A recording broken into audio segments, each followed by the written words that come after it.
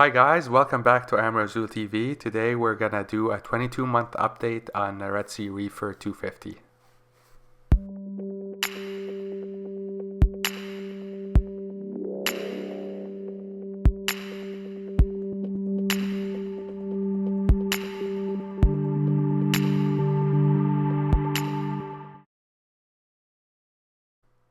Okay, so we're at the 22-month mark. Things are going well. One little update on my fish. I introduced the Moyer leopard wrasse, that beautiful fish with the pink and yellow face that you see darting around the tank. So when he was in my tank and when I added the yellow tamarin wrasse, there was a bit of aggression. And what I did is I caught the Moyer wrasse and I put him in my QT tank for about 3 weeks just to make sure that the smaller, more delicate yellow tamarin wrasse gets established and gets eating prepared food. And on the weekend,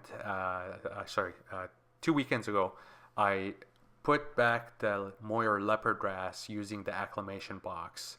And when I released him, the two wrasses, actually when I released her, the two wrasses got along really fine. There's no more aggression and they're happily coexisting, which is great. I'm gonna put a link to another video that I did about acclimation boxes and helping wrasses get along. It really is a great tool if you have two wrasses it's good for introducing new wrasses, and if you have some wrasses that are an established wrasse that is just not getting along, then what you could do is you could remove him and then reintroduce him with the acclimation box. And both times I tried that trick, it was pretty helpful in getting the fish to coexist. All right, let's do a quick parameter check.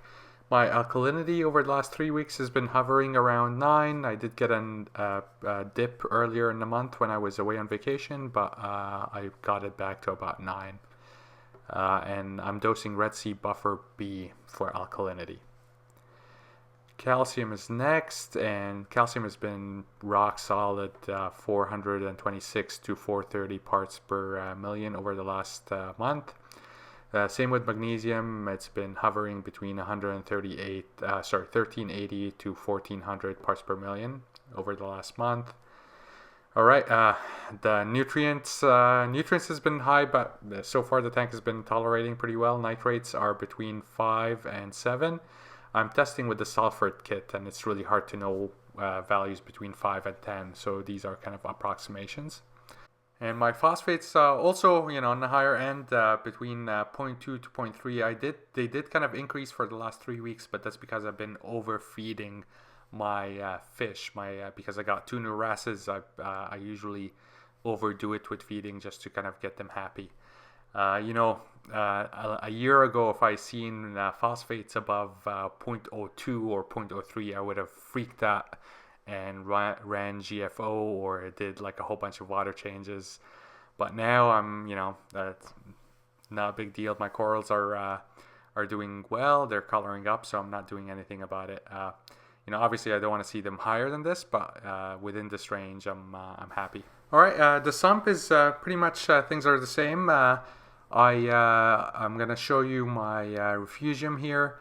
It's growing chetamorpha, and I did increase the photo period on my fuge just to kind of deal with the excess phosphates that I've been having because of overfeeding. I typically harvest about 3 to 4 ounces of chetamorpha every week. And then I did get a breakout box for my Apex. And this allows you to put float switches in. And just a shout out to Dennis, you know who you are. Dennis hooked me up with these awesome float switches.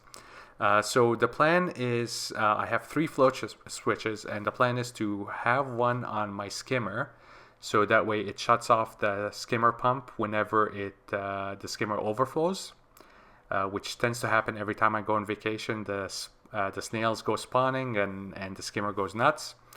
I want to put another float switch on my fuge just to turn off the return pump if for some reason my overflow gets clogged up.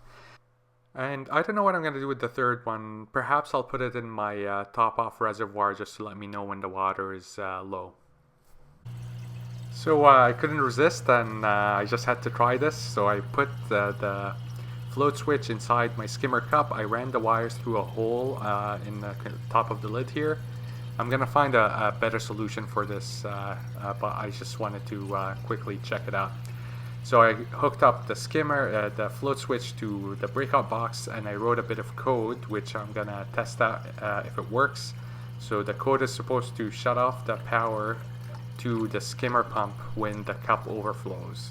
So I'm now testing this out by dumping water, just tap water into my skimmer cup from the holes up on the top of the lid. And if things work, then we should see the power going off right about now. Yeah. Oh, there it is. You see the power and the pump is gone. The bubbles are going down.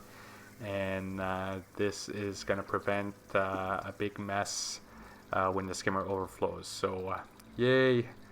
Thank you, Apex Breakout Box. Great success. Alright, it wouldn't be an update without a top-down tour of the corals and the SPS. So here in the center we have this tenuous that's just getting bigger and bigger. The Pac-Man is doing really great considering that it's right on the sand bed. So there you go, you don't always have to have very high lights for Acropora. And I really love this on the bottom, this Christmas Montipora cap with the blue mushroom, and on the top shelf we have the pink mystic, which is growing like gangbusters. The red planet on the left, and what I'm going to show you here is the blueberry wine coral. I'm going to just shade the light so you can kind of see the lovely electric blue tips that it has. It's actually coloring up really well. For a long time it just looked pretty brownish, but now I'm getting this intense coloration, blue coloration in the tips, which is great to see. Here is the Reef Raft Pink Cadillac. It's as this coral matures, I'm starting to find that the colors are looking really good. We're getting these deep pinks and some of the green base that I know this coral could have. And kind of looking across, we have here the habanero, or I think that's the name. It's doing really well. One of my favorite corals in the tank right now is this Reef Raft Orange Passion. It's getting new branches, which is great. Then we have this massive pink mystic colony, the blue voodoo, and the green slimer. The green slimer is just putting on a lot of size and branches. And then we're gonna have a peek here at the star of the tank, this electric Magi Tort, which is just beautiful. What more could you ask for from an SPS? It's pretty spectacular. Okay, that's it, guys. Thank you so much for following and watching. We're almost at 500 subscriptions, which is kind of pretty amazing. So thank you so much for your support. I always look forward to reading and responding to your comments, and please follow me along. And I just want to let you know that with the 2-year anniversary of the tank coming up in a couple of months, I'm working on 2 special videos for you. One is an update of my SPS growth video. So I've been, as you know, I've been taking pictures of my SPS every month or every 2 weeks ever since I started the tank. And what I'll do is I'm gonna stitch all of these pictures together and give you a time lapse of my SPS growth over the past 2 years. And then I'm also working on a behind the scenes video where I'm gonna show you all the maintenance and all the testing and just the day-to-day routine of running this Red Sea Reefer 250. Okay, thank you so much again. Please like, comment, and subscribe, and see you around.